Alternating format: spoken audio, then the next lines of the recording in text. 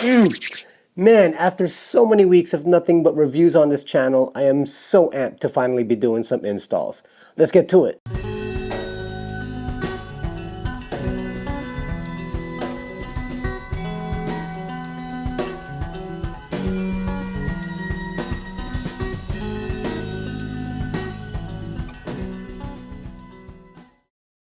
So this video is commemorative in that this is sort of where I start to transition some of my content towards 4Runner builds. It's just, the Jeep is pretty much 90% done. There's only like a couple more things that I need to do to it, and when that time comes, I will do videos for that. But the 4Runner is bone stock, and we are sort of ready to build that up now and get it battle ready, if you will, for camping and overlanding. So today, the mod we're going to be doing on the 4Runner is accessorizing the roof rack.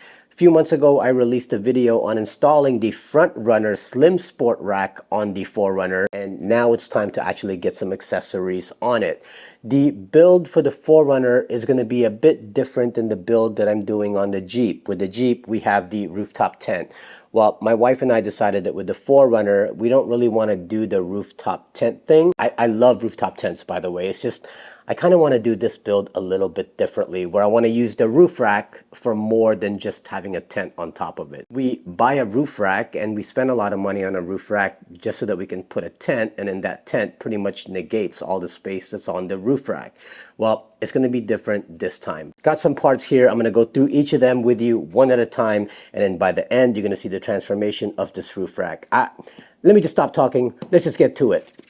First thing I'm going to install are the Lightforce ROK20s. These are the same lights that I have on the Jeep, and I absolutely love them. They are perfect for scene lighting. 5,000 kelvins, which is basically the most natural white light you're going to get. It's simulating daylight. 20 watt LEDs, 1700 lumens each. So yes, they're going to be bright, but it's also not going to be that blinding kind of bright, especially at camp. When you have these on the roof rack and you're throwing out lights so you can do some work, you don't want something that's blinding you. So having something that's 5,000 kelvins, 1700 lumens, I think is just the perfect kind of balance where you're getting all the light that you need to be able to see everything without it being obnoxious. Not gonna do a full review because we have a lot of stuff that's going on this roof rack, but if you wanna see my full review on these, I put the link in the description below. All right, so we're gonna be installing 4 ROK20s. So Lightforce sent me 2 wiring harnesses. Each of these harnesses go to 2 lights. I don't need everything that are on these harnesses because we're going to be plugging this directly into the switch pod. We only just need the part that goes into the lights. I'm going to do the same thing on the other one and then splice these together to go into one circuit and then plug that directly into the switch pod. So here's where it goes to the lights. We're just going to follow this all the way down until they come together right over here. Then follow that all the way as far as you can because we want as much slack as we possibly can get, till it goes to the relay right here. We're gonna cut it off right there. We don't need the relay, we don't need the battery terminal, don't need the fuse, don't need the switch, and then just take just this part and we can discard everything else or keep it for any future applications. All right, so I got my 2 harnesses cut up. Lights comes together right there. And then so this will get somehow spliced somewhere probably over here. And now I'll have a harness that goes to one circuit and then splits off to the 4 lights. But before I start splicing them together, I'm going to go over to the runner, kind of measure out what needs to go where, and that way we can make sure that we cut it up precisely. I laid out the wiring harness across the roof and then used zip ties to hold the ends in place. This will give me an idea of how much wire I need to keep or cut off. To join the 2 harnesses together, I cut into the wire sleeve to expose the 2 wires inside, being careful not to cut into the wires themselves and cause a short. Now personally, I like using wire taps when joining a wire into an existing harness. It makes things much more secure than crimped connections.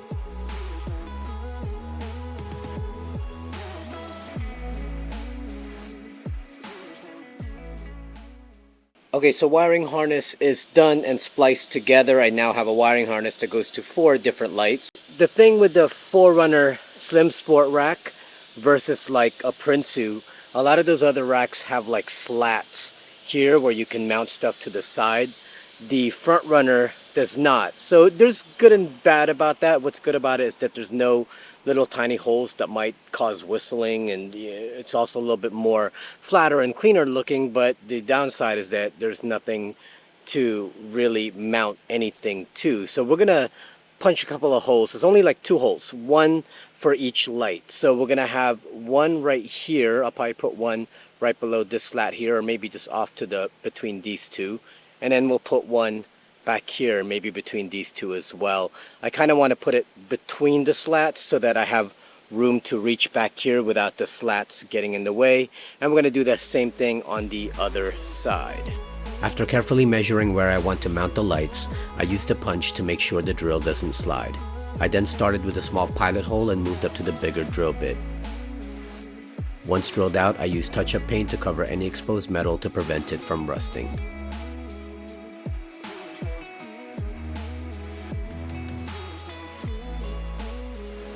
With the lights mounted, I went and routed the wires as discreetly as possible by running most of it in the channels underneath the slats and then using zip ties in the right places. I'll spare you from watching me do the whole thing as it was a bit time consuming. Finally, I needed to extend the harness to reach my switch pod. For these connections, I used butt connectors that have solder inside them already. These are great as you don't need to crimp. You just need to melt the solder and the connector with a heat gun and you have a very secure connection. I then connected it to my switch pod temporarily to make sure it all lit up before I go and tidy up the wires and make the connections permanent. Alright, so the lights have been mounted and all the wires have been hidden inside the tracks as discreetly as I can make it. It does come out of one circuit right here, and I was able to take that, put it inside a loom, and then tuck it inside this crease here. And you can see that it's pretty discreet. You're not really going to be able to tell that it's there. It hides in the channel nicely. And then when it comes down here, it tucks inside this rubber piece here. You can pop this rubber piece off, hide it, and then pop the rubber piece back on, and then that'll basically just drop right in there and you are good to go. And inside the engine bay, from underneath that rubber piece, you'll see the wire kind of come down. I snaked it below everything else, and then the negative wire goes into this ground terminal over here, and then the positive wire goes into the aux beam control box. And that's pretty much the entire install, so let's go ahead and mount everything else. Alright, up next are some of the smaller items. I want to get these installed and put down before we put up that awning, because once we put up that awning might just get in the way of me trying to bolt all this stuff down. So first up is the FrontRunner jerry can tray. Now if you're looking at this wondering, well, why does it look so old and beat up? Well, if you follow this channel, then you'll know that this is something that I installed in the Jeep a long time ago before I switched over to the Titan fuel tank that I have now. It's basically just a tray that will hold 2 jerry cans on top of the roof rack. It's not necessarily my ideal setup after having overlanded a few times already. It's very difficult to get jerry cans from the roof and then bring it down or try to siphon it from the roof. But until we get a rear bumper for the 4Runner where I can put my fuel cans, this will have to do for now. It's been sitting in my garage. I figured let's go ahead and mount it.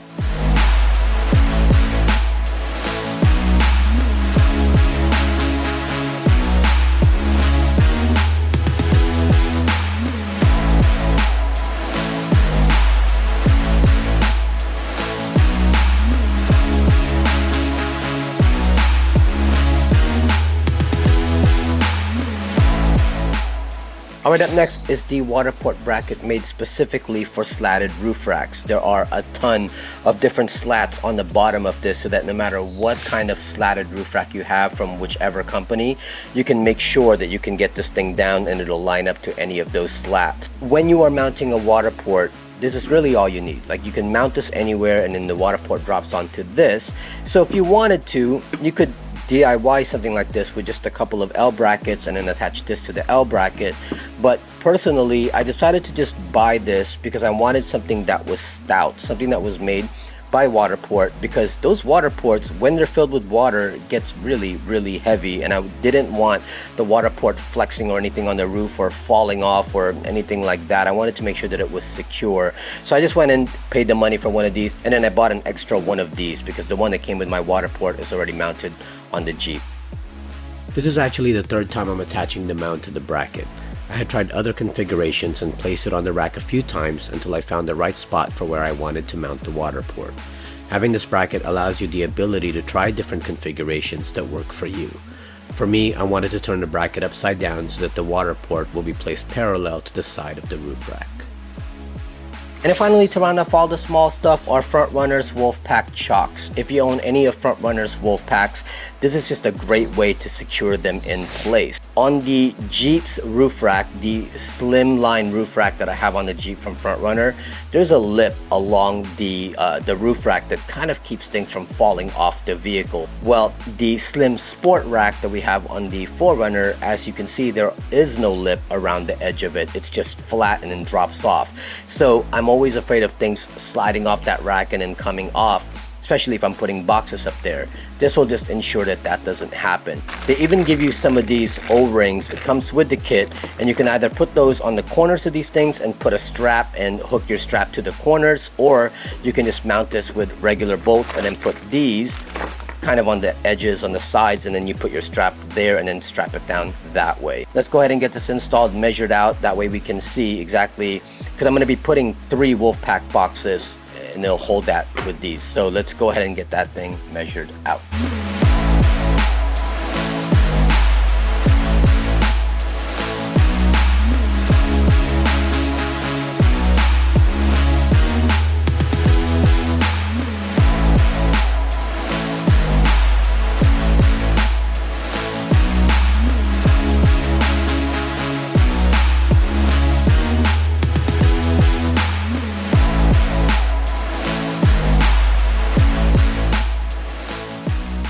And then finally, to round everything off, we're going to be installing the CVT awning that's right behind me. It's not a 270-degree awning, it's just your regular 79-inch awning, but I think that's enough. I had my 270 before, which was great, but I found that I wasn't using it as often, but it would be nice to have some shade. So I think the 79-inch, just a regular awning, I think would be a good addition to the 4Runner. Now, as you can see with all these parts just in front of me, this install is going to be a little bit more involved.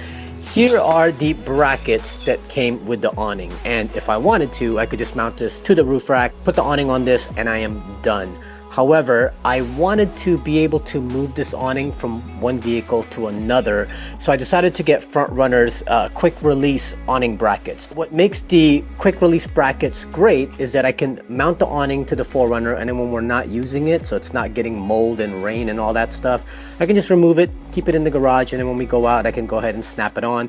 Or if we take the Jeep, I'm gonna buy the exact same kind of bracket system, put that on the Jeep, and then mount it to the Jeep, and that'll just be really easy to move it from one vehicle to the other. But here's the problem though. This quick release system was made for the slim line roof rack, which is what I have on the Jeep. The slim line roof rack, along the edge, there is a channel. There are basically rails at the top and at the bottom that you can mount things to. Unfortunately, on the slim sport rack that we have on the 4Runner, there are no rails along the edge. It's just flat.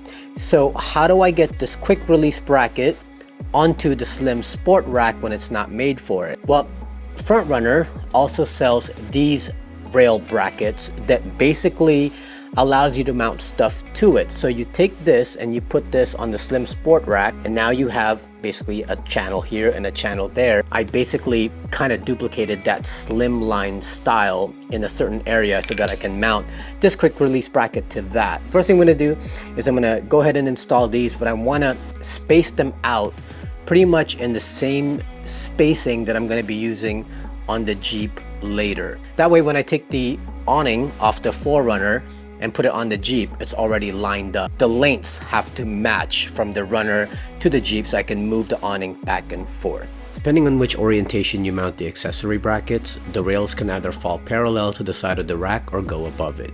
I opted to have it above the rack because I need the awning to be a tad higher than the scene lights we installed earlier, so it's not obstructing the lights. For the quick release bracket, you have to assemble the catch first. It's pretty easy if you just follow their instructions. The catch involves the hook the latch will lock onto, and also the bobbin that allows you to drop the awning into the brackets with ease. You'll need to assemble 2 of these. Next is to mount that assembly to the back of your awning. Make sure the hook portion is oriented towards the top of the roof rack or your awning will end up upside down. Don't tighten this yet. you'll need to be able to slide it back and forth to get the spacing between the brackets correct. Here I'm just measuring where I want the brackets so that the end of the awning will line up to the end of the roof rack. Then from there, measure the exact distance between the brackets using the middle of the bobbin as my reference points. Now before you mount the brackets to the roof rack, test it out first to see how smoothly the bobbin will slide into it. You will need to do some adjustments to the bobbin so that it's not too loose that the awning will rattle, but not too tight that it won't slide into the brackets at all. Find the sweet spot where it's secure but also has enough spacing to drop into the brackets. Once you've dialed it in, you can go ahead and mount the bracket to your roof rack using the top and bottom rails.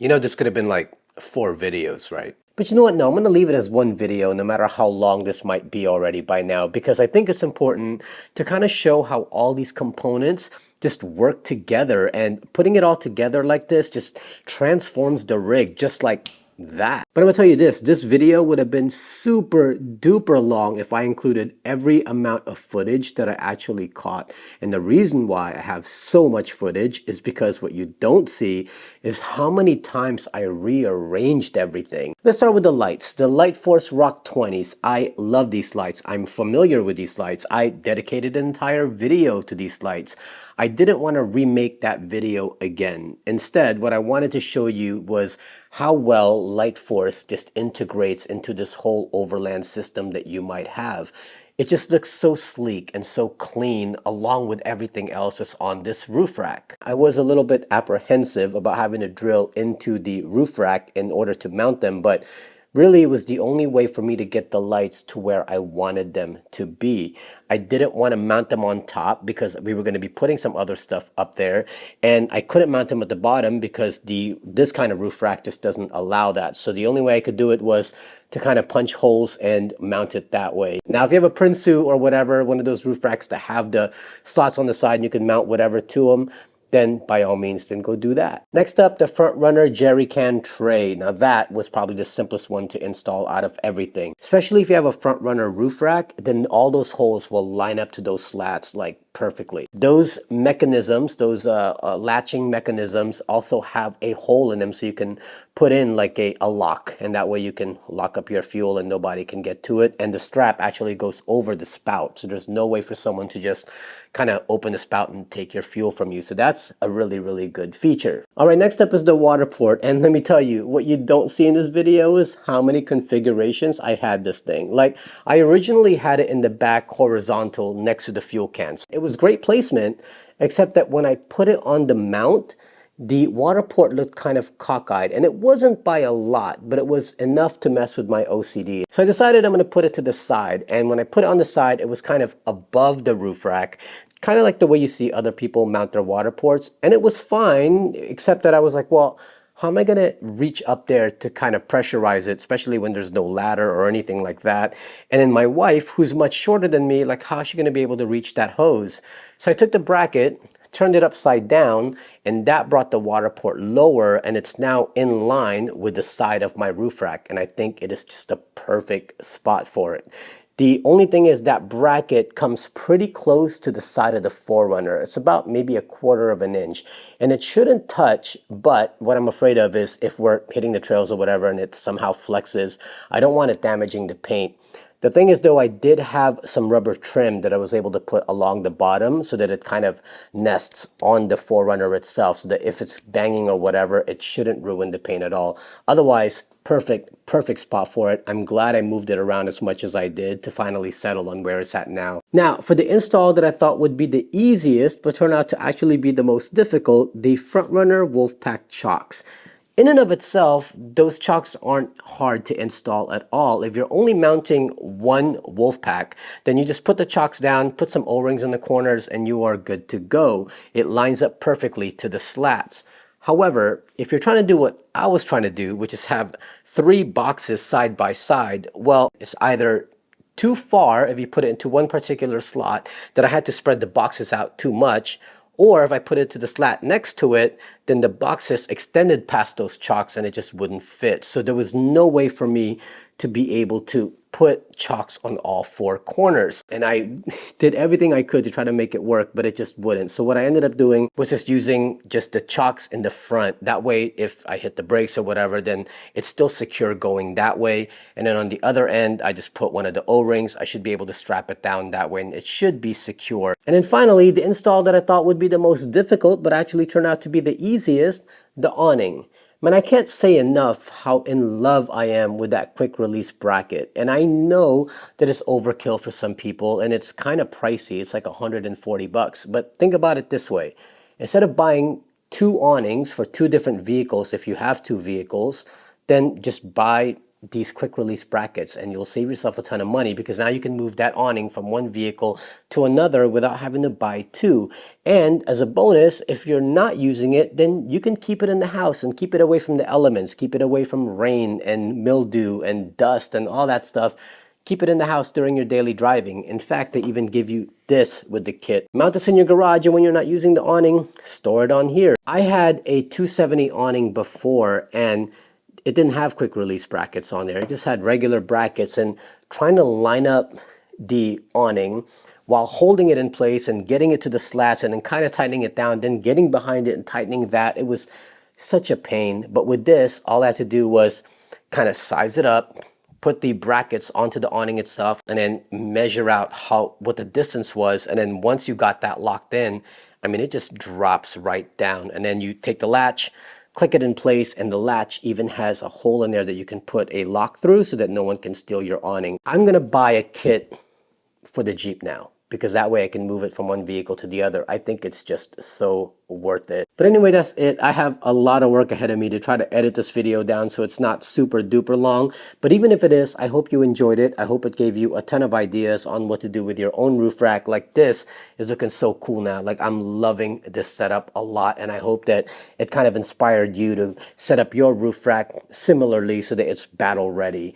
I did want to remind you guys, I have patches, cloth ones that you can use for apparel, and then I have these new ones, these PVC patches, courtesy of gs-jj.com. Thank you guys for making this for me. I said I would plug you guys every single time because you guys got me some patches that I can now send to people, and I've already started sending them out. So if you want one, hit me up, message me on Instagram, or message me here on YouTube, or leave a comment. I don't care, whatever. Just hit me up somehow and I'll find a way to get one of these to you. If you did enjoy this video, please make sure you hit that like button, subscribe to our channel, and also consider supporting us on Patreon so we can continue to make more content like this. And as always, don't forget to follow us on Instagram at Baptism Overland. My name is Aisha Sampson, and I will see you next time.